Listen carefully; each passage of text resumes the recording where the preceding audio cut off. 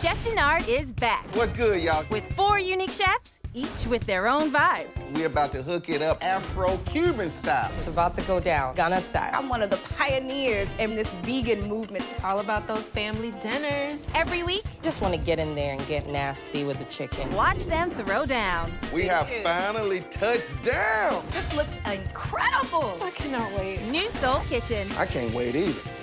All new, Saturday at 9 on CLEO TV. Thank you all for joining us today for the New Soul Kitchen Virtual Media Conference.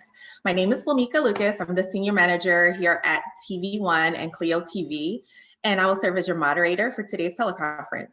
We have a stellar lineup, and without further delay, I would like to introduce our esteemed stars of New Soul Kitchen to help us discuss the show that's heating up CLEO TV every Saturday at 9 p.m. Please help me welcome Chef Jernard Wells, culinary influencers featured this season, which include Chef Bren Herrera. Hi, Bren.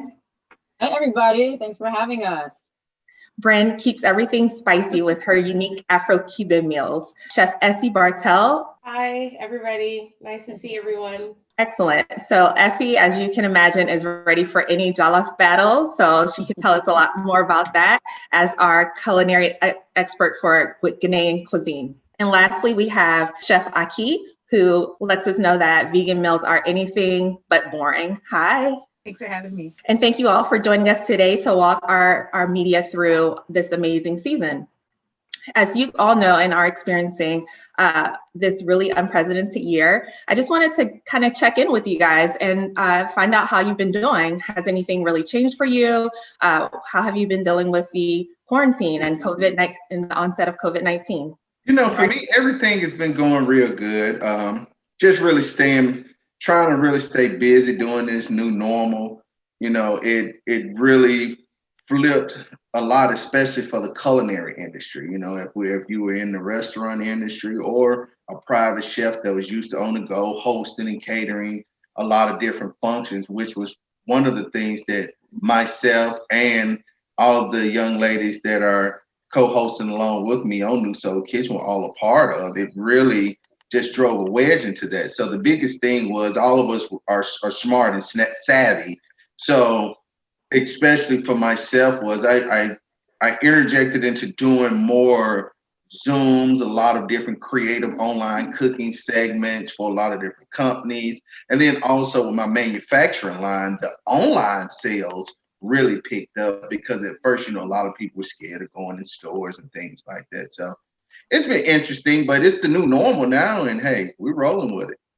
You're also working out, Chef Jernard. Don't forget to let them know that. Yes. Hey, that is so true. I decided I didn't want to be one of those that come out of the quarantine and say, hey, he picked up all this grown weight while being in the quarantine. So I made it my business. I got with a personal trainer and I've just been working out, and thus far, I've already lost 40 pounds. So wow. Good for you, man. Congratulations. I want to come out of this thing being a completely different me. And one of the things is I always like to tell people working out is one part, but also changing your diet and what you eat and how you consume food is one of the biggest things of it. And that's why I really love New Soul Kitchen, because that's what New Soul Kitchen is bringing all these different diverse cultures and styles of cuisines together that we love and modifying it for today's healthier lifestyle. How about you, Essie? I'm sure you can agree and attest to, from the business standpoint, things you're kind of experiencing some changes and had to restructure your business side. Have you experienced any difference since we've been in quarantine or since COVID-19? Absolutely. So, you know, usually during the summers, we have all these festivals and markets and farmers markets, etc. And of course, all of that was shut down. And so that was all done. And we were all like, oh my God, what's happening? But then everybody was home and everybody wanted great food and great flavor. So everybody was shopping. I mean, there were times I was packing up orders till 4 a.m., 5 a.m. in the morning. And so it was intense, it was insane, but I'm so grateful. We've definitely reached a lot more people with our products. But personally, my family was here. They were able to leave Ghana and come visit. That was literally by the skin of their teeth. And they've been here. So I haven't been by myself. And to be honest, it's been such a blessing to have people around you, especially during the pandemic where it was just me for a while. So personally and professionally, it's been, I'm hanging in there. Bren, do you have anything you'd like to share about your experience through this time? Yeah, so it's been incredibly dynamic. Jernard and I have this conversation all the time of how literally the week that we were filming New Soul Kitchen was the last week that, at least for me, I had like in studio work. We were all getting in the car on the way back to the hotel. We were like, oh my gosh, people are starting to wear masks. So literally after we filmed, everything shut down for me as well. And much to Jernard's point, Chef Jernard's point, we quickly have to become savvy and pivot to our skills, our talent, and leverage our network. So I immediately took to online and I started offering kids online cooking classes for two reasons. One, to kind of help the parents figure out what they were going to do because everybody got sent home. And two, to obviously help the kids kind of stay entertained throughout the day too. So I did that all summer, all spring, all summer, and still actually in a fall session now. And then I started offering virtual experiences for big companies as well. So I do this elaborate 4-hour food and wine experience with major companies, Fortune 500 companies. And I've partnered up with a couple of wine importers and vintners and sommeliers out in Napa. So that's obviously been keeping me really, really busy in the best way. I've actually gained some weight also because I have been eating way more than I would have normally under normal circumstances. So that's kept me also a little more active outside on my bike. But I suffered a couple of sports injuries and that set me back. And so, I've been trying to toggle between eating really, really yummy and delicious and healthy, but also trying to make sure that my fitness is still intact. On the personal side, my brother just had a baby and I'm the godmother. So she's been keeping me really, really, really busy. And I swear to goodness, if it weren't for work, my entire social media would be nothing but this baby. But my stories share a lot of that. So I've been blessed. Everybody in my family has been healthy, thank God. No complaints whatsoever. Just been thoroughly enjoying watching everybody flourish in their own way. Well, that's amazing. It sounds like you have definitely pivoted and kept yourself really busy and introduced a lot of new activities to kind of offset some of the downtime that you had. How about you, Ahki? Did you have to transition into anything different this last few 5-6 months? The week before COVID hit, I don't know, call it intuition. I don't know what it was, but I took my family to Hawaii to like a kind of deserted jungle space. And we just stayed. We stayed through the whole thing. And it was really interesting. I keep calling it the divine slowdown, where, instead of, me kind of putting a lot of energy into work, I kind of took it as, God giving me this much needed break that I had been begging for to just slow my life down. I had gone really, really hard. I released 3 books, did a product line, a bunch of webinars, and I was book touring and going crazy with the business since I started. So I had really wanted a serious slowdown. So I took the time to just kind of get to know my son, just be with family and friends. I came back to Atlanta the week that Atlanta opened up. And when I got there, I couldn't believe how open it was. And so I'm still in Atlanta and it's, everything's just been wide open. So business has still been steady. Certainly have had to do a lot of pivoting. A lot of my work was personal appearances and private chefing and, traveling.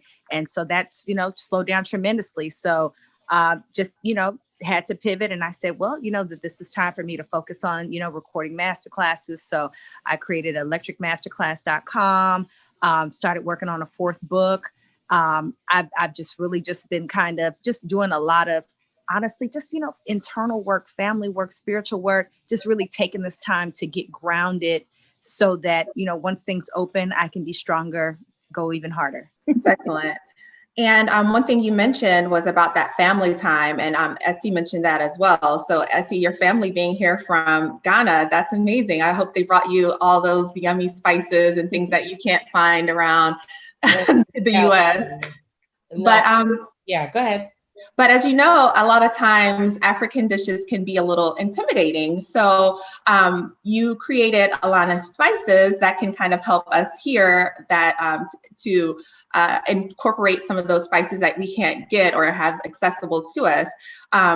But I wanted to ask you if you have any recommendations for making them a little simplified, or how you can just infuse some of the spices into the traditional Ghanaian dishes and make it a little less intimidating for us novices. I think, with African food, the reason why people say it's intimidating, part of it is because it's not mainstream. A lot of the other dishes from other countries, I think, are intimidating to me, but I break it down, and because, ingredients are probably more readily available, so it's not as intimidating. But I think a lot of times people just, throw that word at African food and make it so, scary. But it really isn't. When you break it down, it's really simple. You develop flavor and then you add whatever it is that you're adding. But part of the reason I created the sauces is for this purpose, so that people can cut the time that they're in the kitchen, whether it's African food or not. And so, we have recipes for different, different things, whether it's snacks, whether it's cocktails, whether it's, dishes with chicken, meats, vegetables, vegan, non-vegan, all of it. And the whole point is to help people get more familiar with our flavors, our spices, our oils, our grains. And that's what I keep trying to tell people, that African food is not, so scary. And we also do a lot of videos, etc., for that. And yes, anytime my mom is coming from Ghana, she's always like, okay, give me the list. I already know you're going to tell me, and then I like, give me this, bring me this spice, bring me this, that. But I've noticed that a few African stores, let's say in the big metropolis cities like New York, New Jersey, Atlanta, Texas, I'm sure in LA, have African stores that you can find a lot of these ingredients and flavors. So things are changing in that direction. Yeah, I agree. And I think your point on developing those rich, robust flavor profiles is what really brings a dish to life. One of the things that has been growing in popularity here recently are more plant-based lifestyles. They're becoming super mainstream, and but we still have skeptics out here that think that it's boring, and you have to, it's all tofu and no flavor. So Chef Ahki, can you break it down for us? Like, how can a person who is not a believer get on board for a plant-based lifestyle? Oh, wow. One thing that I say is you got to use the things that you love and just remix them. On the show, me and Chef Jernard, we had a good time. He hooked up some buffalo cauliflower wings that, all the producers, all the guys, everybody in the studio was going crazy over that food. There's nothing we didn't create that, we were scraping the bowls. Okay. Yeah. So it really, truly is about the flavor that you put into it. If you have a good, if you have a good take on, texture, how to, remix flavors and textures, then you're able to pull off just about anything. It's honestly anything but boring, because you have a world of opportunity that opens up with all the new ingredients and different flavors and vegetables that you have. It truly opens up your palate, in my opinion, more than anything else. So you want enchiladas, you want pizza, you want wings, anything you want, you can have it, and you can have it plant-based, and it's delicious. And feel good after eating it. And you're going to feel good. I second that. I second that completely. I think that's brilliant. So, Bren, since you mentioned that, I think we can talk about something that has plagued many of us, especially on Instagram. I refuse to post anything because I don't want anyone hashtagging struggle meal.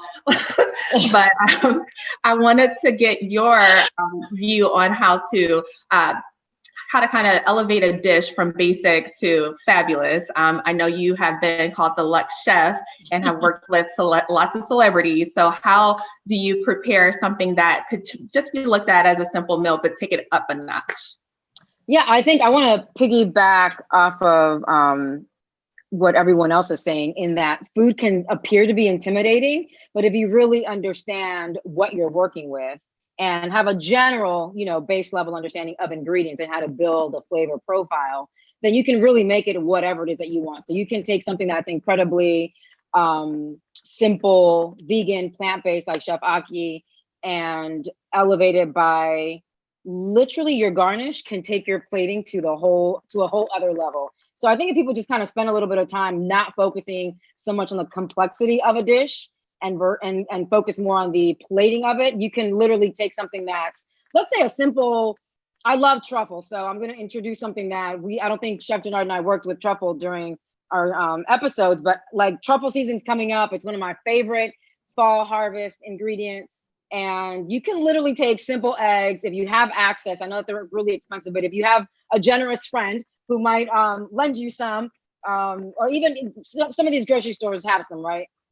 Literally, you can shave some truffle on basic eggs, top it off with a little bit of parsley, a little bit of rosemary, even a little bit of thyme. And you've taken something that we traditionally make for breakfast and just have bacon and eggs. And now you've given it a really beautiful, fragrant, global aesthetic that you're not necessarily going to get when you go out to eat.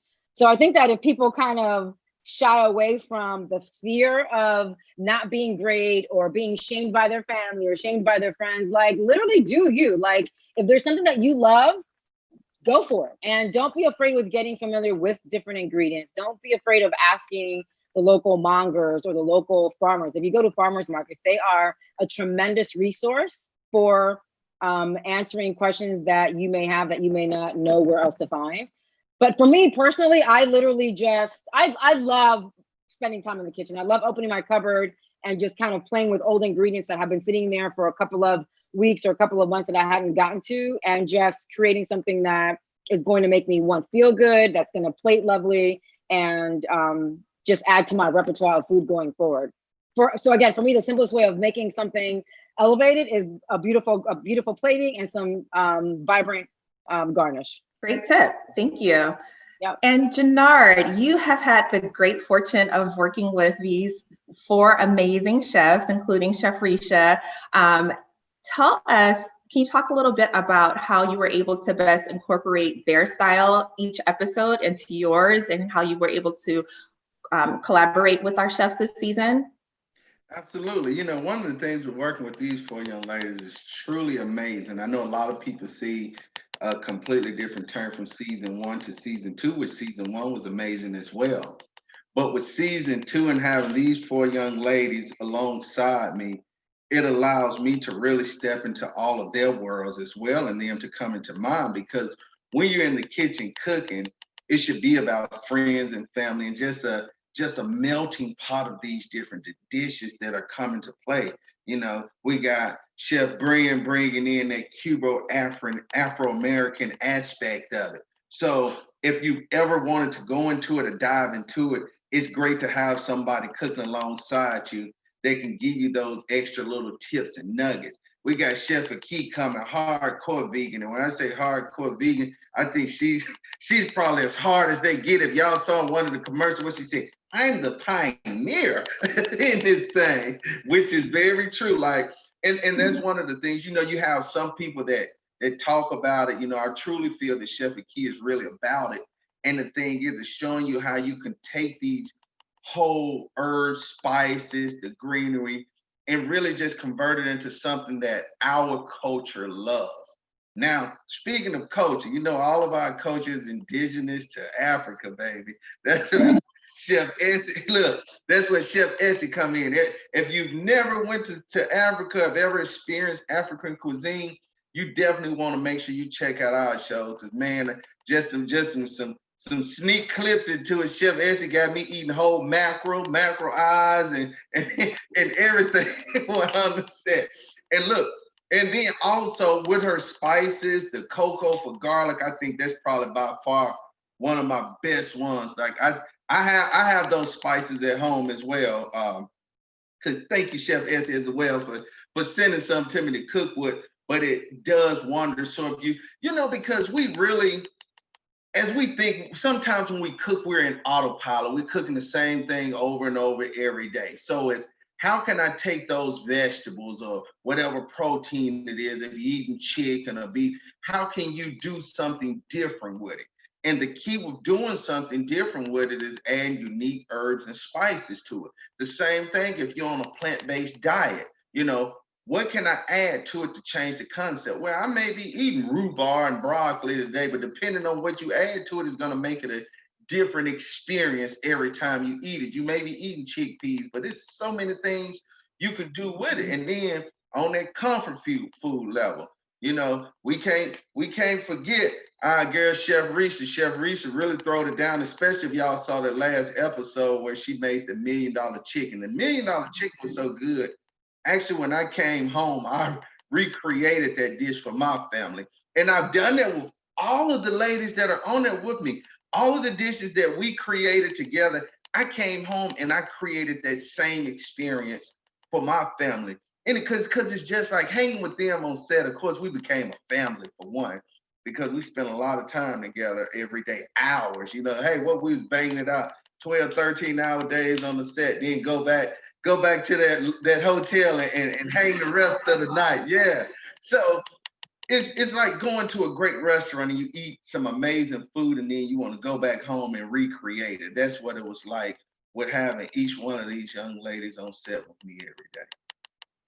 I will say, Chef, I did come back and I made your flank steak with chimichurri. I mean, I modified it, but it was a winner. Remember, I asked you for the picture. Yes, too? yes. Yeah, it was so good. But that's what it's about. If you notice what Bren said about modifying a dish, you know, I truly believe that a recipe is you're supposed to take hold of it and make it your own. So if it's something that one person adds that you don't like or something they add that you like more of, you modify it to meet your taste buds. And that's how that recipe, because recipes are culture builders, are family builders, and they're meant to bridge the gap and step you over into all these different barriers. Because my saying is, no two people cook the same. You can give them the same exact recipe and I guarantee you it's going to taste different. Absolutely agree with that. And I think that's one of the things that I wanted to just talk about briefly with each of you before we open the floor up to the press for questions. You know, I think everyone on social media has seen everyone jump on these bandwagons like baking banana bread or the doggone coffee. There's been so many trends that have really taken the country by storm since we've been inside a lot more here recently. Do you think there are any new crazes coming up or any new trends that we should be thinking about for fall as we enter the next phase of quarantine, or just things that you think are kind of coming up, what we can look forward to from the fall season? Ahki, how about you? Yeah, I would say we're about to see some cool trends coming up in the hot beverage department, for example. I'm already seeing it. I'm already creating things. A part of what I was just drinking was I've been experimenting with lattes, superfood lattes, you know, in the veggie community. I think we want hot beverages, dairy-free beverages that give us some energy like anybody else, but we're bored of the pumpkin spice latte every year. So now it's turned into moon milk, and now it's turned into even mermaid milk is a new one that's out. So they're putting superfood like green powders into lattes and things like that. So that, you know, the maca latte, the matcha, it's the rose water. It's getting real crazy out here in these latte streets. Okay. So yeah, I think the hot beverage thing is about to go to new levels, you know. Yeah, there's a unicorn latte. I've seen a unicorn latte that's got a beetroot powder, so it makes it pink, and they add cardamom and rose water. The mermaid latte is like, Yeah, I'm telling you, LA, you know, Los Angeles, Miami. So yeah, pretty cool. Moringa and spirulina for the mermaid milk. So it's turned into a latte. So CBD, of course, all year round. That's not going anywhere. I honestly agree with her. I think people are now finding out and being more inquisitive about, ingredients that are like, oh, moringa. It's not just, a green powder. It's, for antioxidants. It's this, it's that. People want things that are not just pretty to look at, but they're also healthy to ingest for whatever it is, right? And so people are looking at all these different things, whether it's spices or herbs or new oils, baobab oil. Now people are learning that things that I've known all along growing up in Ghana, shea butter can be eaten and cooked with. I've had it with soup. I've had it, fried with chicken, and it's delicious. But people are finding out all these things. So it's like now with social media, it's like the crazier, the better, the more outlandish, the better. But for me, I'm really excited about that because, even when I started my brand, my parents didn't understand what I was doing because it's not extremely traditional West African, because part of it is definitely steeped in my growth in Ghana and learning about traditional West African food, but also part of it is influenced by my travels all around the world. And so every time I would travel, I would bring back all the things that I was learning and I put it into the sauce. And so getting people to understand that, when you're making a recipe, it doesn't have to be perfect. Just like Jernard said, two people can get the same exact ingredients and it will taste different because of the way, maybe how long they put it in the oven, how long they soaked something, how long they fried it for. And so we should try to make things our own. So I'm happy about people being a lot more open-minded about trying different things that they're not used to, not the usual peanut butter and jelly. Now you can make peanut butter and tamarind jam. Ooh, that sounds good. Sounds really good. You like that one. Yeah. I did too. So Bren, any advice for people looking to spice things up this fall?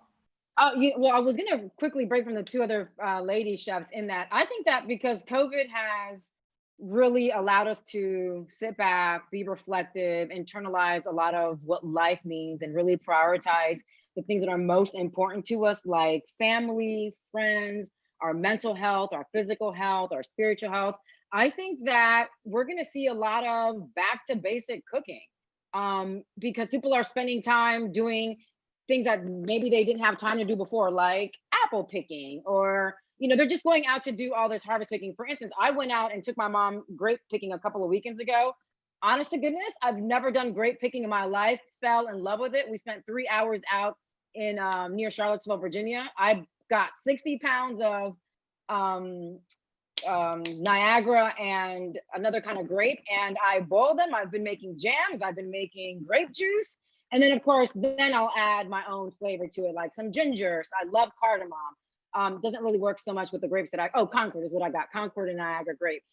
So I just think that people are going to get back to basics because they've been spending so much time with family and really getting back to that whole idea of loving each other at the family table. In terms of spices, I don't know, like I'm so over the whole pumpkin spice latte thing. Like I'm so over it. It's like that was news 5 years ago. I think that people are going to, there is a sector of the consumer that is going to get into that, especially millennials, because millennials are in everything, right? Which is so amazing because they really remind us that you can really do whatever it is that you want.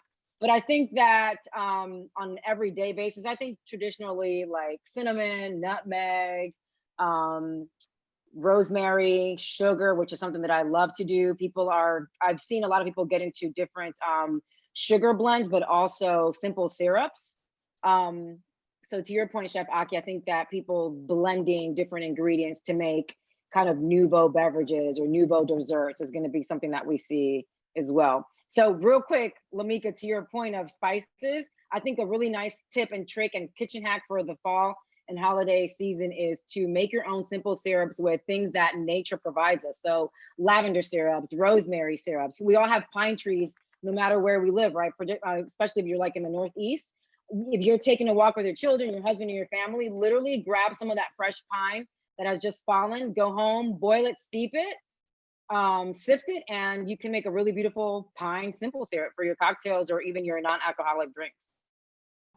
I love that. And especially I think you're starting a whole new trend with the grape picking. I haven't heard of anyone. Oh, girl, I had a blast. My mom is like, we're doing this every year, right? I was like, yep. And I went toward the end of the season. So the grapes were already starting to glean, which means that they were starting to not rot, but they weren't as plump and weren't as firm.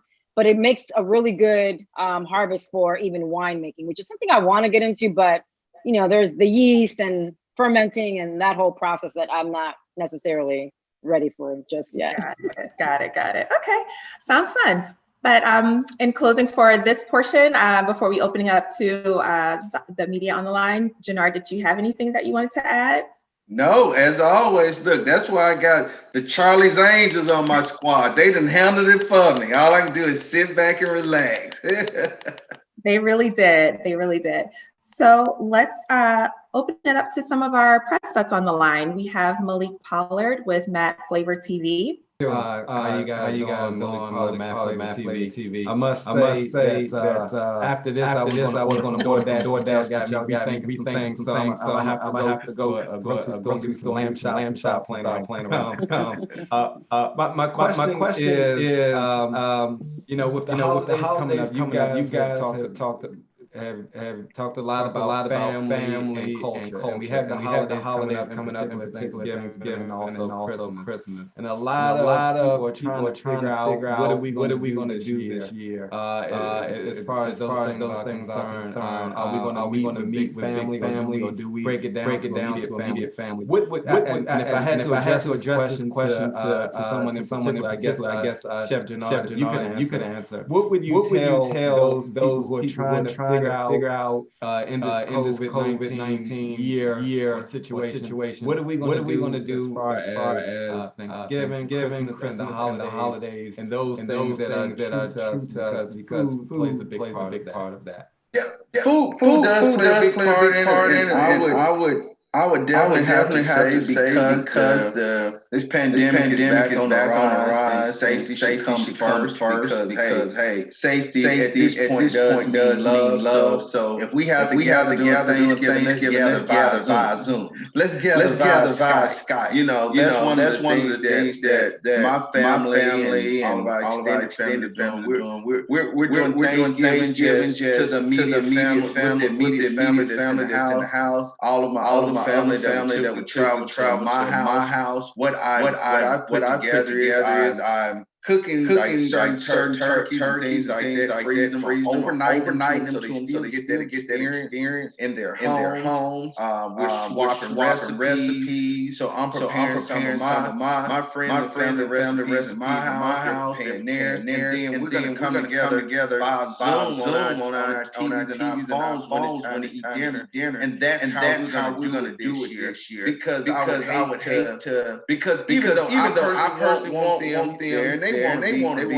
be with us as well. I would hate for something to happen in between traveling on the highway, because it doesn't mean that I have to have anything and they have to have anything. But we know whether or not if you're flying, drive, you got somebody's gas station, you know, someone's restroom, things like that, flying, the same thing. And so I just don't want that to be on me. So this year we're gonna be celebrating Thanksgiving, Christmas by Skype and Zoom, and we gather where it's gonna be the same time because some of my family's on Central Time and I'm on East Coast time. So it's gonna be the same time. We're gonna all sit down and say our prayer and do it together by Skype and Zoom. Yeah, that definitely seems like the safest option this year. I know we all want to gather, but you know, safety first, and we want to make it to next Thanksgiving and Christmas. Yes, so we do. Great recommendation, Jernard. Up next, let's go over to Katori Langley with Tori Talk. Well, hi, chefs. First, thank you guys so much for sitting down and being. This is so exciting. Thank you, TV One, for hosting these. It's always so nice when I get to join these with you all. But Hope you're having a great day. But the question I have for this is kind of all the chefs, and you can jump in, you know, as you guys see fit. But you all have your own different styles and your own different culture and ways of cooking. Can you talk about how the process has been trying to integrate, you know, your cooking styles into like mainstream media and kind of getting these different spices and different ways of cooking out for everyone to be able to try? Because I know sometimes they might be a little more closed-minded. That's a good question, Tori. So I would say that getting mainstream folks into my cooking style in the beginning, it was a little challenging, but my philosophy was that if I could make plant-based eating sexy and cool, not even sexy, sophisticated, you know, then I felt like that I could open up that world to a whole new audience. And this was about 10 years ago when I got started. At the time, my competition, if you know, not that exists, but they were kind of hairy armpit patchouli, granola, tree hugging, you know what I'm saying? And it wasn't cool. It wasn't sexy to be plant-based in that same way.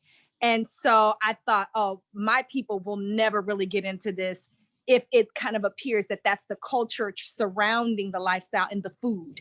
And that wasn't my lifestyle. So I was like, okay, how do I do that? So I was a writer by trade. I was always shooting my own photos and taking videos. And so I was very intentional about making sure that I could shoot this beautiful food, show it, and very high quality photos, you know, in wearing really nice designer clothes and I tried to make it really sophisticated. So for me, it was more of the aesthetic, the culture surrounding the food that got people to open up and start to try these foods and see that this too can be high end. Yeah, I'll jump in there. For me, fortunately, Hispanic Heritage Month just ended literally a week ago. So there's always like this crazy influx right before the holidays of all this Latin culture and Latin food and Latin this and Latin everything. So it's just a really great opportunity to remind people that Latin food is not just Mexican cuisine, which is, I'm Cuban and Jamaican. So my food is completely different from Mexican cuisine in that our diaspora is also, you know, African. So I also like to make it a very intentional point to introduce people to the roots of Cuban cuisine, in that while we eat beans, why do we eat beans the way that we eat beans? Why do we use the pressure cooker? Why do we call our plantain mash fufu? And Chef Essie, my very best friend from childhood, is from Ghana. So I grew up eating Ghanaian food as a little girl. So I'm very familiar with the cross and the hybrid nature of all of our food. So it's a little easy for me to incorporate my cuisine into mainstream, just because I feel as though people are a little more familiar with, I hate to say it, y'all, but Taco Tuesday is this thing, right? So it's like Taco Tuesday is a thing worldwide. So it's just a little more, and guacamole. So, but again, all these very typical things are Mexican. And so because it falls within the umbrella of Latin food, it just makes it a little easier for me to continue pushing my Afro-Cuban table, if you will, which the producers were amazing in naming the episode that. But it just makes it a little easier for me to continue pushing that narrative and enticing people, but also educating people about Afro-Latino cuisine. I just wanted to say, so for me, before I started Essie Spice, all I did was show my dinners and lunches and whatever I was making on Facebook. This is 2012. This was, I think, even before Instagram. So I would just make my dinner and post it. And people will say, oh, where's that restaurant? Where can I get that? And I said, that's my dinner. That's what I'm eating. That's home. And so from that, people getting to know what I'm eating, why I'm eating it, where it's from, I started to garner people listening to why I'm eating the food I'm eating from Ghana or from around the world, wherever it is that I was influenced by. And so a lot of the people that follow me now have been people that have watched me as I cooked my dinners in 2011, 2012. And so it was an organic growth. And so from there, you know, I started the whole mantra of making African food famous, because, I feel like, if you're in America, we all know, everybody knows a Chinese restaurant. We all eat Chinese food. We eat Italian food. We eat French food. But African food is not explored. It's the same reason why a lot of African culture, our music and all of that is not explored enough. We need to highlight it. And so I started, talking about different ingredients, talking about yams, talking about fermented fish, talking about all of this stuff, and then linking it to, just like Chef Bren said, fufu. They have fufu in Cuba, but it's from West Africa. Gumbo is derived from okra stew. Fonio is a grain that's from the north that is way better than quinoa, but nobody's talking about it until now. And so it's deliberate, every day, having conversations with people, whether on social media, whether in the grocery store, and telling them that's the only way that we can, move and push that envelope, inch by inch every day. So that's how we do it. Yep, and I completely agree with everything that the lady said. And one of the things I started doing, I even wrote a book, as a matter of fact. The name of the book is Southern Modified. And the goal was to modify yesterday's food for today's healthier lifestyle. Because what I learned and started seeing, even with dealing with different clients and just interacting with people, we are creatures of habit, and we feel, okay, this is what I eat, this is what I raised up eat, this is all I know how to cook, and I don't want to veer away from that. So how do you start interjecting and bringing in unique ingredients and herbs and spices into it to make it more healthier, make it more modern for today? And that's when I made it my business to start creating those old nostalgic dishes and recipes that we love, but substituting different ingredients that would normally be in there that is not as health conscious as today, putting them in there to now, and tweaking the recipes so much where people can't taste the difference, or when they taste it, it still tastes just as great. And they realize, hey, I didn't need that anyway. Just because I had collard greens don't mean the only way it tastes good is if I put fat back in them. You don't know how much my family's from South Carolina, so you just said something that took me to another place, but I'm listening. I'm sorry. Look, that's like fight words telling you ain't gonna put that fat back in that hog jowl and those collard greens. When there's so many things you could put in. The reason why they actually put the fat back in there was more so because, see, hogs were cured. They were in smokehouses. So really it was the enrichment of the smoked flavor that you were getting in the greens that people became addicted and attracted to. You can do smoked turkey legs in there. And then if you want to go straight vegetarian or vegan and not put any meat in there, you can use any kind of smoked derivatives. You can use smoked spices to get that same smoked essence in those greens. So you don't have to use them. Those are things on how my goal is to work and introduce this to the world. And when myself and CLEO TV and Powerhouse, which is a production company, might have had some amazing ladies behind what you see when you see New Soul Kitchen. When we came together, I told them, this is the vision. This is what I want my people, I want my culture to see. I want them to know that the way we used to eat, it don't work for us anymore, because we want long and rejuvenated lives. We want that prosperity, because it is true that, hey, health is wealth. Thank you all so much. Have a great rest of the day. Thank you. One of the things for me as one of the guests that I really enjoyed was just seeing how everybody else brought their flavor and their culture to the kitchen. So I think that it's such a beautiful gift that CLEO TV and New Soul Kitchen is giving the audience, is a whole variety of all these different cuisines that they may not have been familiar with before. I mean, I can't wait to make that $1 million chicken either. Next, let's go over to Partis over at Partis Radio Show. Hi there. How's everybody doing? Good afternoon. Man, you guys are making me hungry. It is lunchtime, but I want to ask a question. I don't cook. Most of my family cook. So one Thanksgiving, I had to cook Thanksgiving dinners. It's a bit overwhelming. Being that Thanksgiving is coming and you guys have great recipes, what tips do you have for someone who does not have to cook and they attempt to cook a big meal like Thanksgiving for the first time? How to be able to navigate in the kitchen? You need Essie spice. The reason why I was saying that is because, for instance, if you're doing for Thanksgiving, typical people are either eating turkey or chicken with roast vegetables, lamb. Put some spice on it, Essie spice. I'm plugging it in again. But this is the reason why I made it for people that either don't want to be in the kitchen, don't want to spend the time, don't want to sit down measuring how much garlic do I need, how much ginger, how long should I do it for, this, that, the other. You put the spice on the chicken, put some oil, put it in the oven, and done.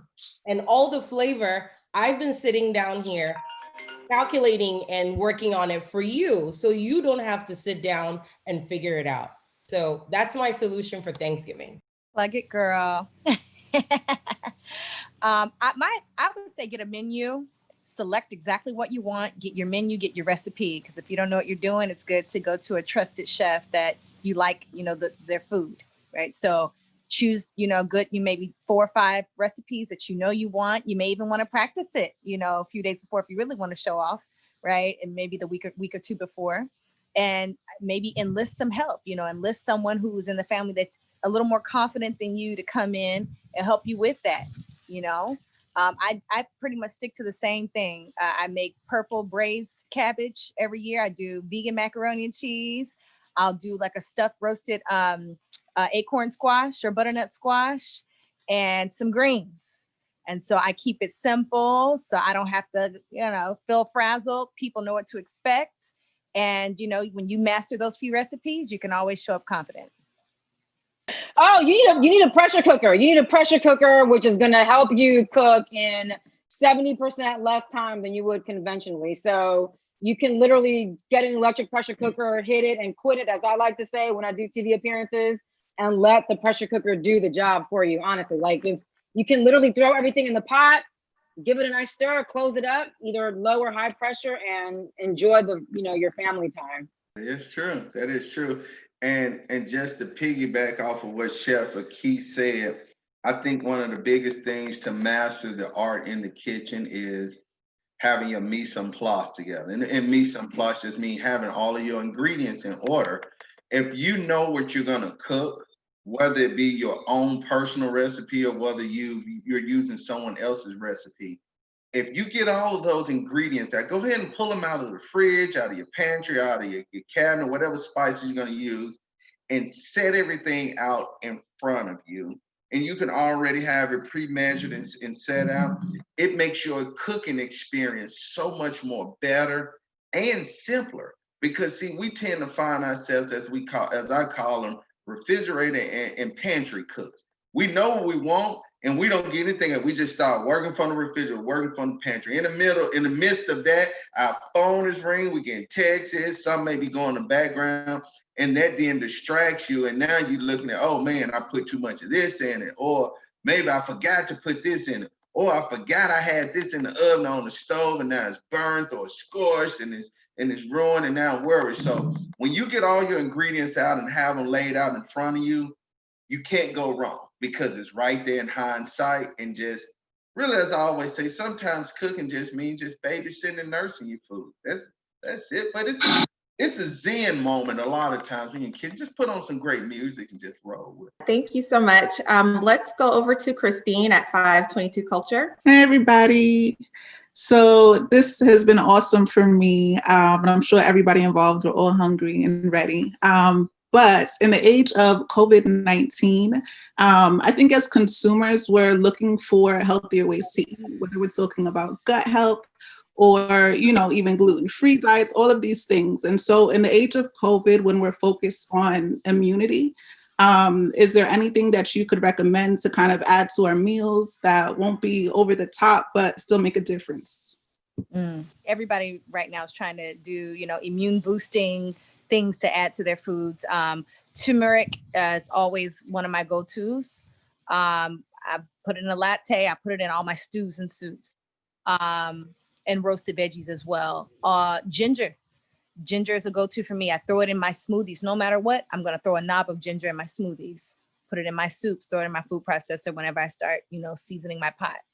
Adding things like oregano very, very powerful. Oregano is like a natural antibiotic. You can put oregano oil, you can take oregano oil capsules, or you can just add oregano oil to your foods. There's so many different things, but those will be some of my top three. I use Manuka honey as well, which comes from the Melaleuca tree, tea tree oil, where tea tree oil comes from.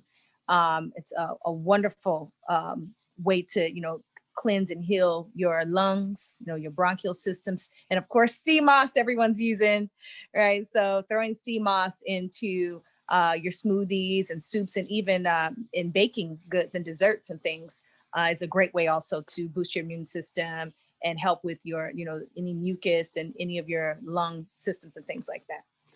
I would also add vitamin C to that, and you can obviously incorporate that in so many different ways. One of the things that I've really enjoyed at the beginning of COVID, all the lemons and oranges that I was buying, instead of getting rid of the peel, two things that you can do is stick it down your dishwasher disposal, because it's going to clean out your disposal, but it's also going to give it a nice aroma. You can also use the skin of it to kind of clean your sink, and it'll give it a nice natural polish and shine. But also you can peel the lemon or even grapefruit and oranges and lime, save the peel for drying purposes, and then you can later use that when you're making teas and adding ginger to it, etc. So for me, citrus has been that one go-to for so many different reasons. Ginger is, I add ginger in my yogurt, I add it in my smoothies. In fact, I'm drinking one now with ginger in it. But because citrus is so much more diverse, I think anyway, because you can use it in your baking goods, you can use it again in your sink and so many other ways. So I would add to Chef Ahki's awesome arsenal, I would add some bright citrus in there. Vitamin C, basically. This is when I plug in Ghana and I plug in, obviously Essie spice, but one of the reasons why Ghana has the lowest rates of COVID and most of West Africa is because we eat a lot of spices. We eat a lot of, herbs. Tamarind is really good antioxidant. Propolis, which is from honey, like Chef Ahki said, is really good for your immune system, for your lungs. So lean heavy into your spices and your citrus. All those will really get your immunity up. It will bring your inflammation down. So if you're inflamed, then you can definitely get sicker. But if your inflammation is lower, then you'll be stronger to ward it off, if you should even get it in the first place. So spices, citrus, anything with honeys, really good honeys. If you can afford the Manuka, or you can go to the store, the health stores, and get propolis. Those are really good for your immunity. Thank you. Hope that helps, Christine, get us through this fall season. Up next, we'll go over to Catherine at Yoked. So my question is to Chef Bartels. My husband and I have been tracing our genealogy through African ancestry, and we've already been huge proponents of trying new foods through food festivals and travel. And because of COVID, we can't do that right now. So I wanted to ask you, how can, as African Americans are tracing their lineage, how can we be more intentional in using food to connect to our ancestral roots? I think, with the age of the internet right now, because CLEO TV is great, that it allowed me to really have free reign of what I wanted to cook, because I wanted to speak in my voice and not get boxed down by what is mainstream. And I'm so grateful they allowed me to do that, because that was the first time I had ever seen an earthenware pot on TV. I don't think I've ever seen it on any channel. And so I think, CLEO TV, I know there's a lot of influencers and YouTubers that are showing people Ghanaian food, West African food, Nigerian food, places, influencers like Niger Foodie. There's a whole bunch of them. And so lean into that. They are the people who grew up there, who know the culture, people that are traveling there, people that are live there, and can tell the story. And that's how you can find out things that you normally would have been able to do if you were there. But unfortunately, we're not there. So this is the age of the internet. Everything, or most things, are online. And so, I can recommend a couple of places, but definitely African food is out there. It's just not mainstream, but if you really do a little bit of research, you can find a myriad of different dishes. And then you're gonna find out, you know, the term African food is so varied, you know, depending on where you go to. I lived in South Africa for 6 months, and the food is so different than it is in Ghana. And then if you go to Kenya, it's also very different. You go to Somalia, completely different. So just lean into these different influencers and different cultural storytellers that are giving you an insight of what it is to know about your history and African food, whether you're from the East, West, North, or South. So I hope that helps. It does. Thank you. You're welcome. Let's take a question from Ash Brown with Ash Says It. Hi, my question is for Chef Essie. So Chef Essie, we know that a lot of your influence, of course, came from Ghana, the style, you know, you growing up and pulling from your roots. But I wanted to know, how has American cuisine influenced some of your cooking style? You know what? I grew up, even though I grew up cooking West African food, Ghanaian food traditionally, I grew up watching the Food Channel. I grew up watching Yank and Cook. I grew up watching a lot of Travel Channel. And so that's what inspired to a very huge extent my quest to like find out what everybody else was cooking. And you know, when you're growing up in Ghana, especially at the time when I grew up, I don't want to age myself, but it's been a while. And you know, Ghanaian food wasn't celebrated. You know, nobody really, and even now it's still picking up, not just Ghanaian food, but African food. Nobody talked about it. Nobody made it fun or exciting or accessible. So it was like, oh yeah, this is cool, but I want to know what everybody else is doing over there. So then every time I would travel, I lived in the south of France. I was learning how to cook French food and Italian food. You know, I would go to Thailand and Asia and all these other places, and I'm learning about all these other cultures. And then, you know, it got to a time when I'm like, you know, you have to go back to, you know, who you are and tell people more about, you know, where you grew up and your culture and why you are, you know, the person that you are. But American food influenced me heavily from, you know, watching all those TV shows growing up. My mom, this is a really crazy example. My mom would buy a spice rack that she usually used to get from England, and it would have, you know, cardamom, star anise, rosemary, thyme, all of that. And she would literally, would probably be maybe 24 different spices, and she would use maybe 5 or 6 out of them, and the rest will just be there. So I would be like, what is marjoram?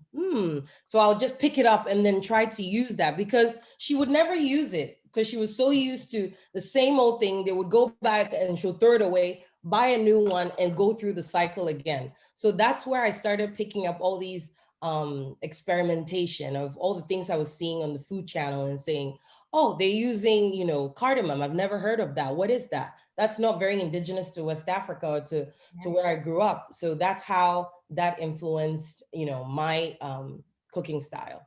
Awesome. Thank you very much. You're welcome. Thank you. Okay, I don't know about you guys, but this is making me very hungry, and I'm looking at this these ingredients that Jernard has ready to go. So I wanted to just check in with you, and let's start cooking up something for lunch. All right, guys, you know, it's not a new soul kitchen party unless we bring a dish. That's the only way that we roll. So what I'm going to be making for you is a shrimp etouffee. And a lot of people tend, when they hear the name or word etouffee, they're thinking, what does that mean? Etouffee really means to smother. But it's one of those dishes that's real simple and not as complex as a lot of people tend to think. So first, what I always like to do is, well, you know, one of the keys is having a good Creole spice, Creole Cajun spice. So what we have here, I have some thyme and oregano, have some garlic powder, we have some onion powder, I have some smoked paprika and cayenne pepper. Now you can use regular paprika if you can't find the smoke, but I think the smoked paprika really just gives it a nice, good full body. And you mix those together, and that forms you a nice, good Creole Cajun spice here. I want to blend those together. Get those all blended in. And as I always tell people, you know, one of the best ways to work as well is always when you're cooking, have your ingredients always in order. The same way that you see me cook on TV is the same way I cook at home. I just came to the conclusion that the way they show us how to do it on TV, it really works. So why not apply that same rule of thumb at home? So here I have 2 tablespoons of butter and 2 tablespoons of olive oil.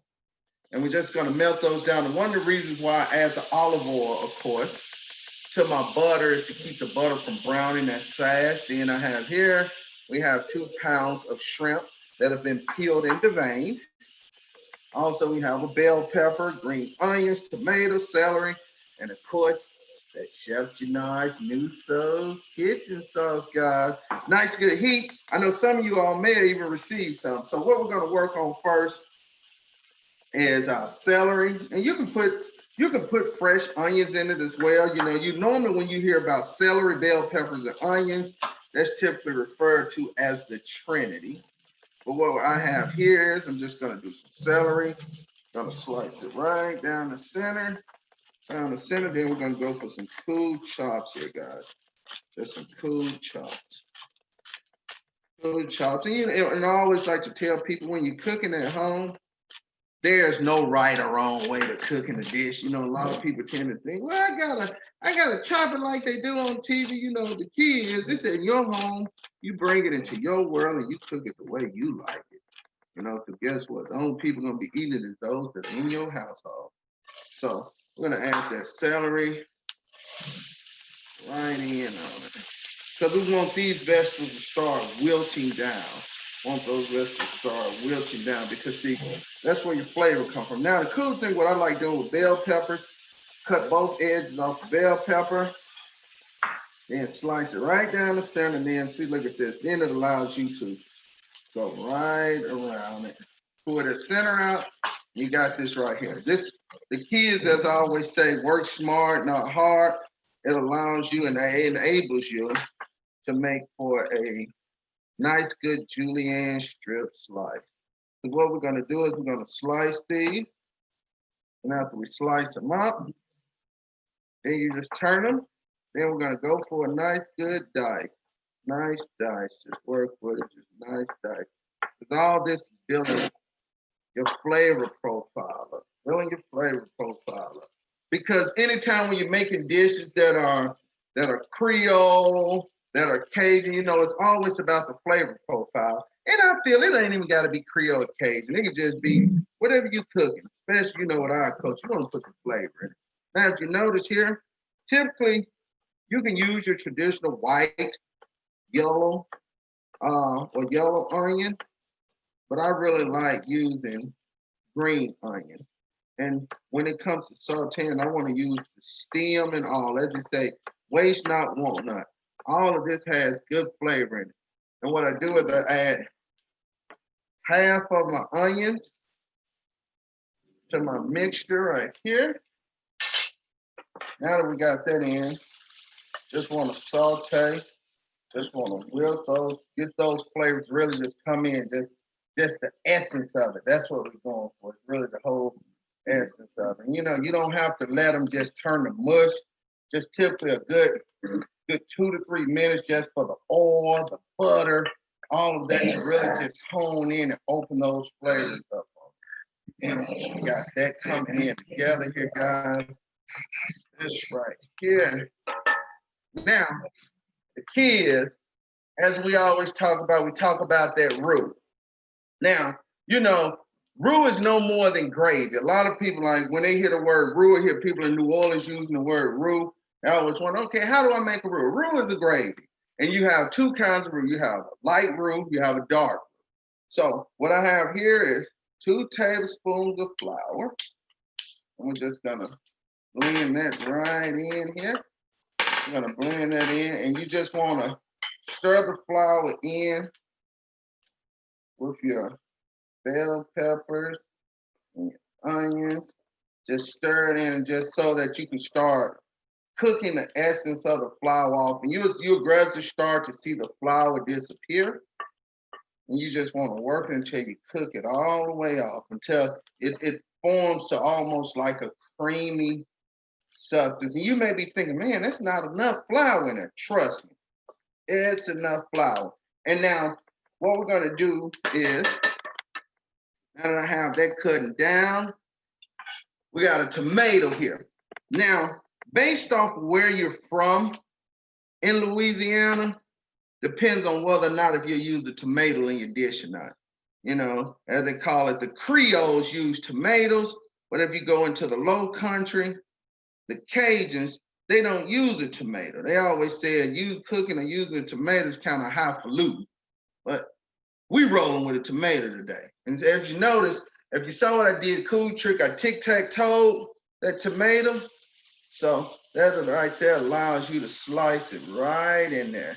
Tic-tac-toe makes for an easy slice without having to fuss and fight with it. So we're gonna blend that in. Now at this point, it's where we want it. So I have here some chicken stock.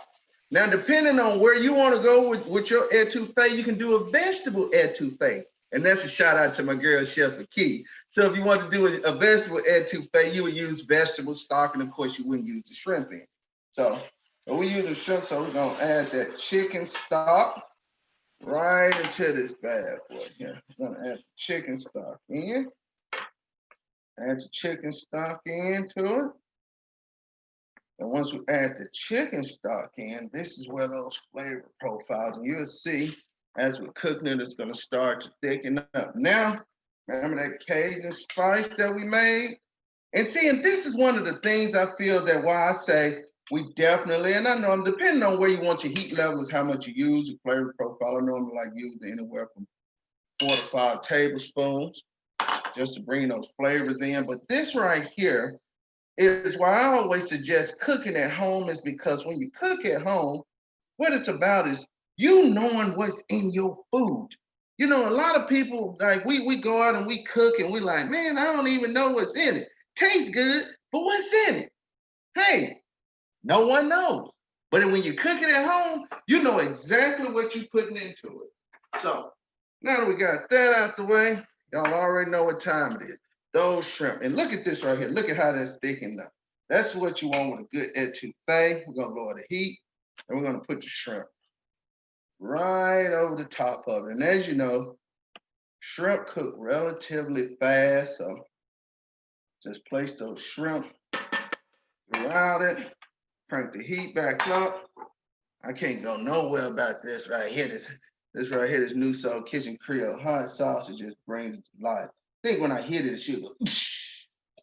So we got that in there. Now, what I always say do, because remember, that's what etouffee means. Etouffee means to smother. You know, a lot of people always wonder when they hear the word etouffee. To smother is what it means, meaning that you can smother, you can do an etouffee pork chop, etouffee chicken, etouffee your vegetables. It all means to smother. That's what it's about, to smother. So just let that steam encapsulate. Look at those shrimp. They're already cooking up, guys. Already cooking up. And if you notice, give it a quick little stir here. We'll have those bad boys nice, plump, and juicy. Pop the lid back on for one more minute.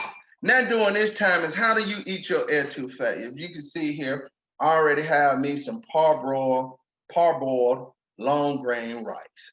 You know, you can do long grain rice, you can use jasmine rice, whatever you want. And if you don't want to do a starch, hey, you don't have to do rice. You know, you can do an etouffee over grits if you want to. You know, it's your world because it's your kitchen, and that's what it's all about. So just already have those. You know, you just follow your typical recipe on the rice package, simple as that. And then you got you some nice, beautiful, fluffy rice.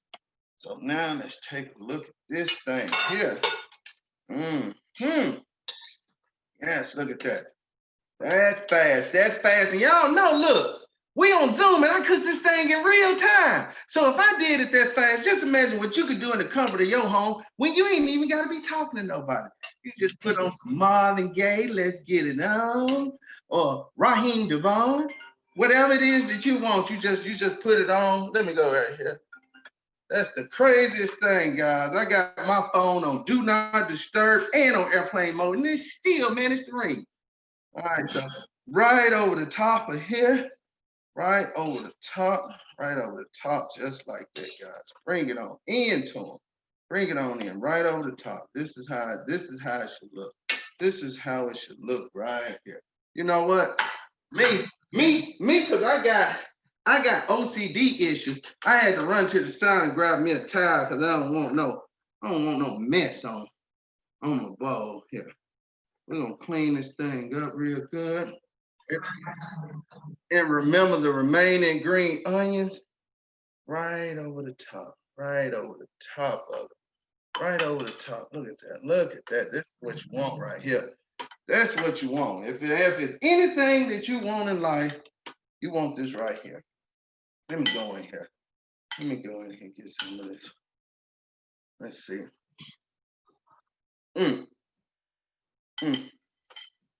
Oh man. This is what it's all about right here. This is what New Soul Kitchen is about right here. You can do all vegetables. If you don't do shrimp, you can do chicken. You can do andouille sausage. You know, this is one of those dishes you can bring it into your world, and you can create it. It's in the eye of the beholder when you make this dish. You know, bring it into what you like. You can add more vegetables to it. You can add broccoli to it. You can add corn to it. Whatever you like, you can do that. Questions from Tawanda Interrupted Blogs was kind of talking about that a little bit. You know, there's a lot of myths that says as long as you eat fruits and vegetables, you'll be able to lose weight. But she wanted to ask you to kind of talk about your journey and if you've learned anything about veganism through this whole process of the show and your weight loss journey, and just what you've learned and how we can modify some of the things that we have to fit a weight loss. Yes, one of the biggest things is that I've done, and I do practice veganism in my diet. I'm not a vegan or vegetarian, but what I do believe in at least 2 to 3 days out of my week is to just do all vegan. And typically I normally do that at the beginning of the week, is like Monday, Tuesday, and Wednesdays. I typically just do plant-based diet. And it's because it really hones and it trains me on really creating a lot of different unique recipes with it. But at the same time, it makes me feel real good and vibrant. And then throughout the week, I really do portion control on what I eat, because I do believe in having those guilty pleasures of different things. You know, I may eat, I still love fried chicken, guys. But what I do is I do a baked fried chicken instead of just submerge it in the grease. I batter it up, and I with panko breadcrumbs, pop it in the oven, because it's just that texture that I love. I may do that every other week or so. F that at times, but for the most part, I do a lot of seafood. I jog every day 3 miles, you know, because I'm dedicated to my own health as well. I want to be a product of the show that I'm preaching to the world, New Soul Kitchen, because it's about showing my culture and people that want to learn that we can have our cake and eat it too, but we got to have discipline with it, you know. So that's what it's about, and that's what I do. I work out with a trainer as well 4 times out of the week, but at the same time, it's one part workout discipline and the other part discipline myself at the table. And that's how I've been doing it, and so far I'm 40 pounds less. I guess by the time y'all see me on the screen again, hey, you know, who knows what I'll be weighing. Thank you so much. And everyone's so impressed with how you put that meal together in 15, 20 minutes. And you have some Uber Eats requests too. So let me know how I need to make that happen, myself included, right here. I got you. So I did want to kind of open it back up to some of our chefs as well, our culinary influencers. One question was to Ahki, who's been asked to kind of talk a little bit about the lack of access to organic food in minority communities and how it can be linked to reproductive health. Yeah, great question. So in 2015, I released the Fibroid Elimination Recipe Guide in tandem with a a book called the Fibroid Elimination Bible. And my goal was to make sure that women knew how to prevent and even start the process of shrinking and eliminating fibroid tumors and addressing really any reproductive issue, because the root causes are all the same. It's typically a combination of not only what women are eating, but lifestyle, right? So stress levels, lack of sleep, toxic chemicals on the skin and hair. And so the whole book, I'm teaching women about how to clean up and detoxify head to toe, inside and out. What most women don't realize is that the cause of any of those reproductive issues is an excess in estrogen, and the synthetic estrogens that live in plastic water bottles, that live even in our foods, and so many of the way our foods are packaged. So many of these things are a huge issue. So my goal is to show women that there are delicious foods that they can try, starting with just removing some of the most estrogenic foods from the diet, or what we call aromatase free foods. So taking out foods like soy products, removing foods like even just excessive hormone meats. A lot of the meats that are shot up with, antibiotics, hormones to make them larger, eggs, lots of different things like that, dairy products and things. So it takes a lot of discipline. The women who join our fibroid elimination group are usually they don't want to go under the knife. They don't want to do surgery. They want to try it first, to try nature's way before taking the huge leap, because they don't want to lose their womb. So it's one of my biggest passions, is to help women to overcome this and to show them that, they can be encouraged that there is a way that just through herbs and foods, you actually really can eliminate these things. And we've helped women to eliminate up to 40 fibroid tumors within a year period. So it can be done. And if you're interested in something like that and those recipes, please go and download Fibroid Elimination Recipe Guide on my site or link in my bio. Thank you for that. And also thank you, Catherine with Yoked, for that really important question. It's great discussion and dialogue that we should be engaging in. So I appreciate that question. I know, Jernard, you have to go cook for one of your amazing clients, but did you want to leave us with any closing thoughts? Yes, I do. And actually, I saw a question pop up, and I'm gonna answer it, because for some reason I always get that question and I love answering it. But an individual asked the question, what is my thought on the concept of soul food, of what people think? And I truly feel that soul food is at the top of the food chain. But I think that it was given the name soul food to tie just solely to our culture.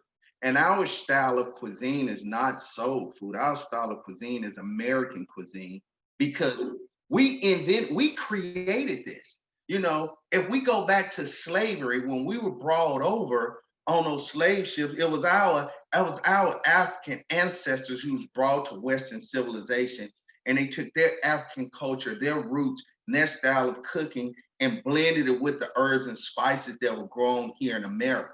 When you think about our slaves, it was our great-great-grandparents in the kitchen cooking. Massa wasn't in the kitchen cooking because it was too hot in the kitchen.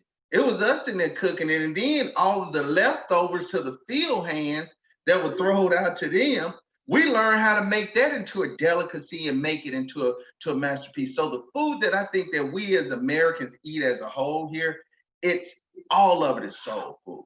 It just depends on what restaurant you go into, and it's pitched to you in a whole nother way, but it's still our culture. So my answer, what I think about the concept of soul food, it's American cuisine is at the top of the food chain. But my one word I always like it, leaving everyone with, once again, I thank everyone for taking the time to come on and support New Soul Kitchen and CLEO TV, and myself and the phenomenal 4 ladies that are on each episode with me. I thank you so much. The one word is endurance. Regardless of what takes place in life, never give up endurance. No matter how long or how far the race may be, the race is not given to the swift, but it's given to those that endure. So, I'm Chef Jernard, guys. Love you guys for loving me, and I'm out. Thank you so much, Jernard. I appreciate it. All right, at this point, because it's a Zoom, I couldn't drop the mic, so I guess I got to go downstairs. All right, guys, thank you so much. Thank you. But we're going to keep it going. I see our chef Ahki has stepped into the kitchen. What do you have cooking over there? So I am over here cooking. I'm cooking a citrus ginger quinoa stir fry. Got some asparagus, some broccoli. We're going to do some sweet peas and hook it up. We've got some ginger and we've got some orange and sesame oil. And yeah. Okay, so y'all are really taking me over this hunger. It's lunchtime. This is hard. I don't want to rush you, but this is like, okay, I got to wrap this up. But I did want to move over. I do have a question from Mel Soul, for you, Chef Bren. You share inspirational messages, and of course, the world has been affected by COVID. How does our mood affect how and what we eat, and how can we change our mood by the food that we intake? Wonderful question, Mel. So I think that is so important because food is life and food is sustenance, right? It's how we literally thrive. We need food and we need water. And our brains literally dictate how we feel, and it literally dictates when we're hungry, when we're not hungry, all those emotions that we go through on a day-to-day and the ebbs and flows. So for me personally, I will be totally transparent and totally honest and authentic in sharing my experience. I'm an emotional eater. When I'm sad, I eat. When I'm happy, I eat. When I'm excited, I eat, which is why I work out literally 6 days a week. And not just because I love working out and I've been into fitness literally my entire life, but I've learned how to kind of temper that. But everything that we process in our brains literally affects how we eat. So when we're depressed, what do you think we tend to do? We've seen a lot of people talk about alcohol sales have like skyrocketed because we're home, we're not with our friends, we're not going to work, we're not with our loved ones. So if you think about how much food plays a role or how much our brain controls our emotions, think about the foods that can either depress you or enhance your mood. So if you're looking for foods to enhance your mood because you're either not feeling it today or you didn't wake up on the brighter side of bed, foods that are really good for enhancing your mood are things like fish because of the omega-3 fatty acids, which can contribute to breaking down certain other things and contributing to happier feelings. And actually their omega-3s have two different, or fish have two different kinds of omega-3s that break down what contributes to depression. So fish is a really good option for combating lower moods. Coffee is obviously good because of the caffeine levels that give us a spike in sugar, as does chocolate. So if you're feeling a little low energy, a lot of times we drink coffee to kick that energy up.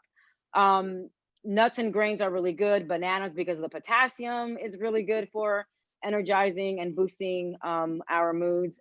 So I would generally just kind of stay away from foods that depress us, that weigh heavy on our bodies, weigh heavy on our bellies. I, for instance, have a slight gluten allergy. So this morning, for instance, I didn't have a chance to really make breakfast. So I had a quick granola bar with peanut butter, and literally within an hour, I was bloated. So I had to guzzle down half a gallon of water just to kind of offset that. But I also know my body, similar to, or to piggyback off of what Chef Ahki was saying, there are so many foods that we eat that directly affect what our skin looks like, what our hair looks like, how our bodies perform. So I'm really intentional with that. So I would just encourage everybody who's watching and to your own personal audiences and professional audiences to consider mood boosting foods and staying away from foods that don't really contribute to your greatness. I hope I answered your question. I think so. Next, we'll hear from Latoya Hayward at shethorough.com. This is Latoya with shethorough.com. My question is for Chef Taylor. What was some of the things you did to ensure success in your profession? That's a good question. So this is this has been a long journey for me. Okay. I did not set out to be a businesswoman, a career woman, any of those things. I honestly wanted, I'm 40 years old. I started on a plant-based journey to clean and detox my own body, my own spirit and mind when I was 18. And so, you know, by the time MySpace and Facebook was popping, I was just taking pictures of just what I do every day. I honestly didn't have much of an intention behind it at first. And so as it took off, one of the things that I can say I probably did was to make sure that I was consistent. Just being consistent in my philosophy. I've had large brands want to work with me and partner with me, like Belvedere Vodka, or, you know, certain water companies where I know the water is highly acidic and doesn't agree with my principles. You know what I'm saying? So just not getting sidetracked, you know, sticking with my personal principles and philosophies, and, you know, putting out really strong content for years before I ever monetized anything. Just building that relationship and that trust with people who follow me. I've never paid for follows. You know, my newsletter is active and it's with real organic people who really like the work that I do. And I'd say what the third thing that I've done is I made sure to pay homage and honor those before me who kind of, to me, set the path for the type of work that I do. And I always say I'm standing on the heels of their greatness, whether it's, you know, people like Eris Latham, Queen Afua, you know, some Jewel Pookrum, some of the other great Dr. Sabi, some of the great teachers of plant-based living, particularly for African Americans, African people, indigenous people. I pay homage to them no matter what. So I would say those are probably some of the greatest forms of success. If I had to say a fourth, I would say knowing that I can't do it on my own, knowing what I'm good at and what I'm not. You know, like I said, I wasn't trained in business. I have to learn every day as I go. So keeping people around me that are good at those things and enlisting help from others, not trying to do it all by myself. Next, we will move on to Theresa Perkins with Exposure Spotlight Magazine for your question. First, I'd like to say thanks to TV1 and CLEO TV for this opportunity to be a part of this spectacular press conference. Of course, I had a question for Chef Jernard, but he left, and that's okay. First, I want to say this, that I admire each and every one of you. I am from Louisiana, and of course, he did that great shrimp etouffee, and it's amazing that he did that. Prior to him doing that, I was going to ask a question. Is there any of you that, you know, cook any soul food or what have you? But the question that I really want to ask, because there's so many young people, you don't really find them in the kitchen. And he even mentioned, you know, about, you know, the older people or what have you. This is where it all started back in slavery or what have you. But the question that I would like to ask, and it doesn't matter which one of you all take it, but again, I admire each and every one of you all. And of course, Ms. Taylor or Chef Taylor, you don't look like you're 40 years old, but you guys look, you're so young. And what advice can you give to those to bring them more, I guess you could say, into the kitchen, you know, to where they can, you know, be a mentor for others that are coming up behind them? Because definitely you all are that role model, you are that mentor for, you know, for those that need to be more in the kitchen and, you know, of course, cooking some great food such as you guys, what you all are doing. So what advice can you give to those to bring them, you know, into the kitchen? I'll take that. I think with food, I think we have to get away from, you know, strict recipes and really just have fun with it. I think people have this idea, oh, if I'm doing it this way, like if, let's say somebody wants to make an etouffee, oh, I have to do it this way, I have to do it this way. You can inject your own creativity, your own zhuzh into that. I think that's what I think intimidates a lot of people from going into the kitchen, because they feel they're going to bomb the exam.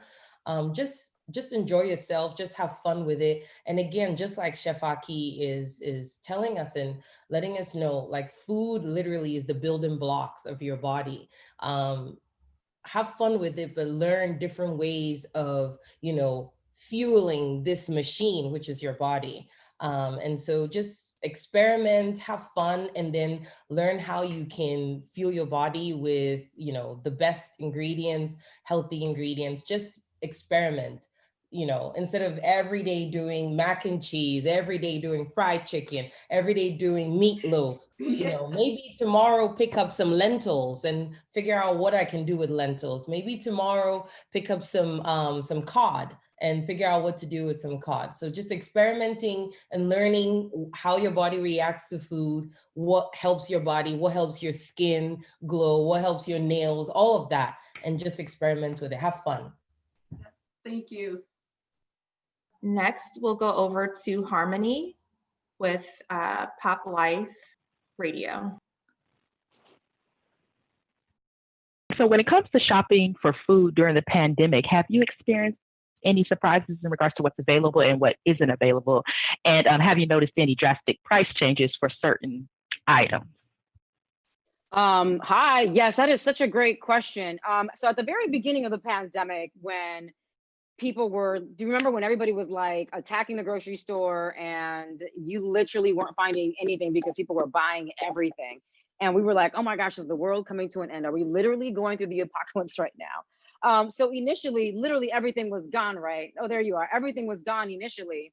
But I think as we started kind of getting accustomed to the idea that COVID was here to stay for 2020, things that I saw like that could not stay on the shelf or in the produce section in particular were those things that we talked about earlier, like ginger was gone. All those immune boosting ingredients, gone. Like you couldn't find it for literally 4 or 5 days at a time. And I remember doing a couple of virtual TV segments where the producers also wanted me to speak to those kinds of foods and dishes and ingredients that we could buy to keep ourselves healthy and kind of be preemptive with our health. So yeah, citrus was gone, ginger was gone. I saw that fruits like bananas were also being purchased in abundance. One, because they're really inexpensive, but two, because you could do so much with bananas, like banana pudding, you can make smoothies, you can make banana bread, you can freeze bananas. So I saw a lot of those very accessible produce items kind of quick to go. In terms of price gauging, because a lot of different industries have done that. Foods, prices that I saw go up were eggs. I mean, I eat eggs every day. Like I legit eat 2 to 3 eggs on a daily basis. It's probably not the healthiest thing, but I love eggs and I know that my body can process eggs and the cholesterol doesn't affect me in that way, at least as it relates to eggs. But if we look at the supply and the supply chain and how farmers were affected and how the trucking system and delivery systems were affected, that caused, or that had a direct impact in how food was priced. So because there was a delay in that chain, that supply chain, eggs went up in price, bread went up in price, milk went up in price, all of our basics that we tend to buy in bulk and abundance when emergencies like this happen. I saw prices go up in that. I also saw some fresh herbs and greens go up in price as well that you wouldn't normally pay more than, let's say, $1.50 a pound. I was finding things, at least where I live in DC, anywhere upwards $3 a pound. I noticed a huge, there was you couldn't get any herbs for like anxiety and stress. They're just gone. Gone, yeah. I'm like, I went to like 5 stores for some ashwagandha, like, just some of the, the kava. It's out. Gone, yeah. That's one of the basic things that I realized. And then we saw the boom in sea moss just blew my mind. That thing, people who never heard of sea moss before are doing sea moss and taking, immunity tonics and bitters. And so I sell supplement products at indigenousherbs.net. and it's been crazy just keeping up with the demand. So that has certainly been interesting to see. I would say that the one thing that I think, if there's ever been like a silver lining in these kind of global situations, in this case a pandemic, is that people have become much more aware of ourselves and our bodies, and really aggressive in a positive way about taking care of our bodies. Because like Chef Jernard says, and we can all agree, no matter where we live and no matter how old we are, that literally our health is our wealth. So if we don't have that, we couldn't be on this call enjoying, you know, the shrimp etouffee that Chef Jernard just made, or what all the other ladies have, you know, have made so deliciously for you to enjoy throughout the season. So I just think that that's been the one benefit, truthfully, and I hope that it's sustainable and that we maintain that headspace of wanting to take care of ourselves and in making better food decisions, better eating decisions, still having fun, still being, you know, exploratory in the kitchen, still getting really hands-on, your hands dirty, like I did with the red snapper. Don't be afraid of the fish, right? Like, just don't be afraid of getting to know new foods, new ingredients, new cultures, new cuisines. But always remember that your body is literally your temple, and we should be pouring into it the best quality ingredients at all times. So I've enjoyed watching that side benefit from COVID, if I have to say there's been a benefit. I have to agree. That's definitely a silver lining. I think we've all kind of been more in tune with what our body needs and how to keep our temple moving. I'm gonna take one more question, tossing it over to G. Hala with My Celebrity Life. Good afternoon, ladies. I appreciate this holy trinity that we're having right now of chefs and wonderfulness. I really appreciate it. You all kind of answered the question, so if I could kind of ask it in a slightly different way. To any of the chefs who want to answer, how important is it to eat of a harmonious balance when putting foods into your bodies? Because now we know a lot of foods are very toxic, like you spoke about gluten and GMOs, and the most average person has about 20 to 25 pounds in there. And a lot of us, when we eat, we go to bed and eat, like we eat like heavy starches, waking up eating heavy starches. How important is it to eat of a harmonious balance, not only for your health, but also for your mental and your mind? I mean, I'll jump in there, and then the ladies, I would love their perspective as well. And I'll share a personal story. Like last year, there was a point early last year where I literally looked like I was 6 months pregnant. And it was an incredibly uncomfortable feeling. I would wake up incredibly bloated, incredibly swollen. And throughout the day, depending on what I ate, and sometimes I couldn't even eat anything because I felt like I had just had an entire meal for 2 people. And I went and got all kinds of testing done. Everything came back negative, which was a blessing. And so I was like, okay, something I'm eating or a combination of foods that I'm eating is causing me to feel this way. I was incredibly lethargic and just didn't feel good. I wasn't high performing at all. And I started the process of elimination. I started looking at foods that affect my body, at where I am, how tall I am, my age, all the things that contribute to my diet and how I process foods. And so through a process of elimination, I eliminated gluten. I eliminated almonds for some time.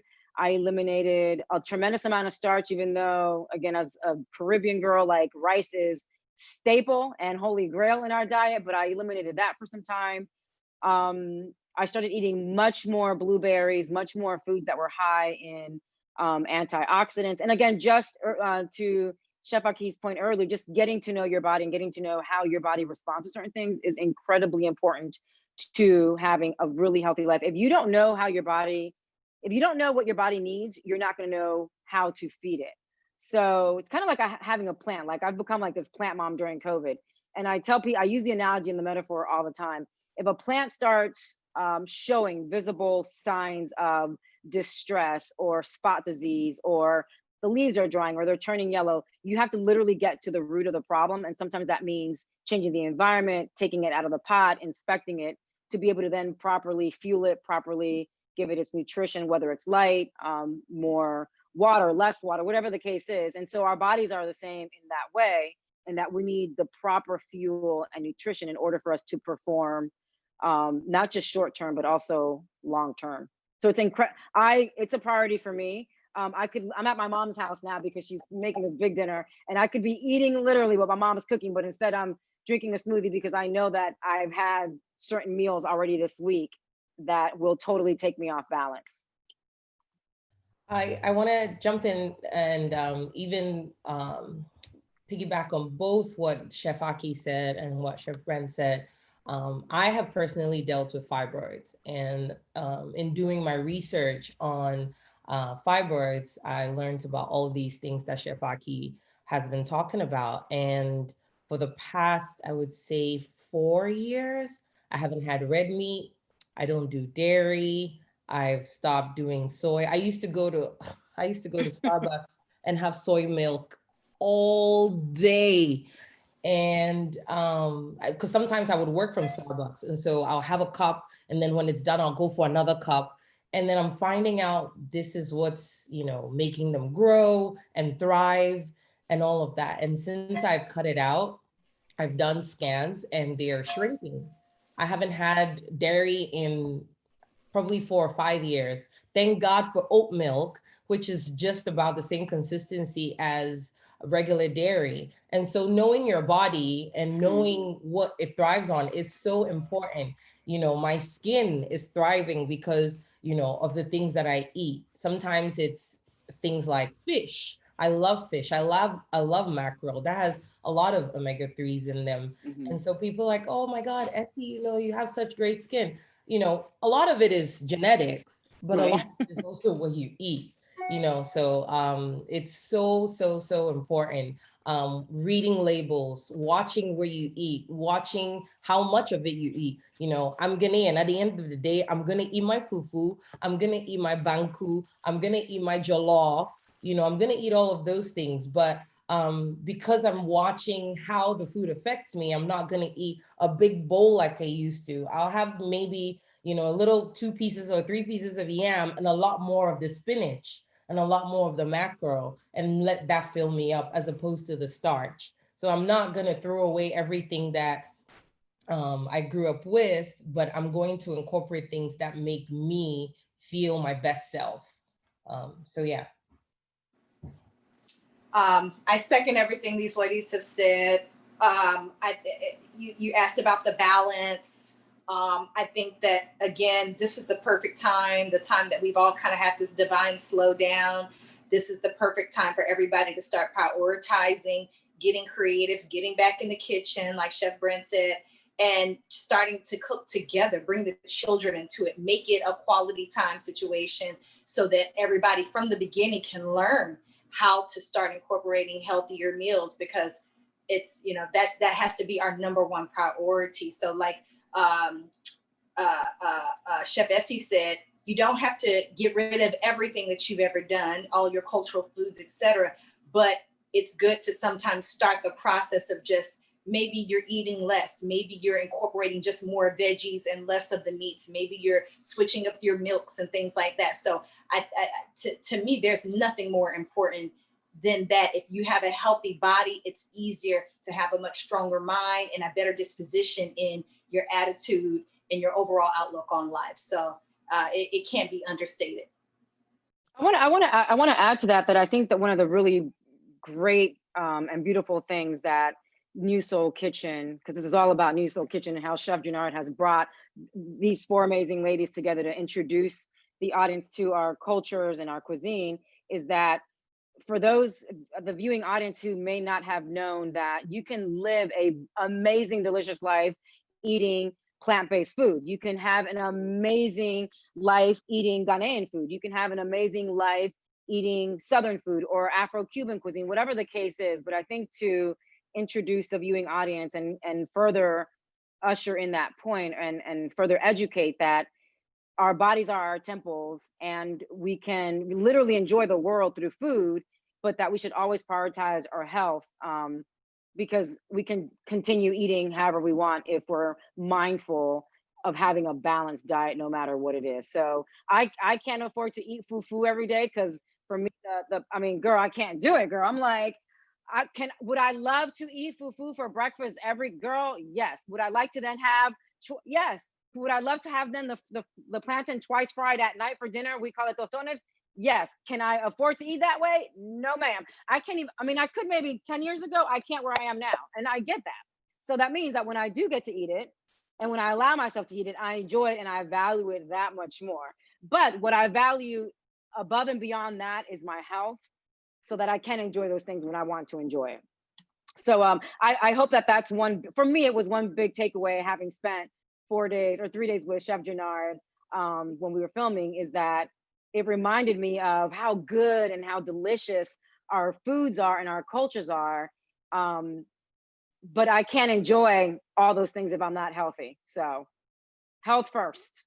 So with that, I would like for us all to go and enjoy a nice lunch. And thank you again for joining us with Chef Bren, Chef Ahki, and Chef Essie, Chef Jernard, who had to leave us. But it's really a pleasure to have you join us. And I hope to do this again. Thanks, everybody. Really appreciate your time.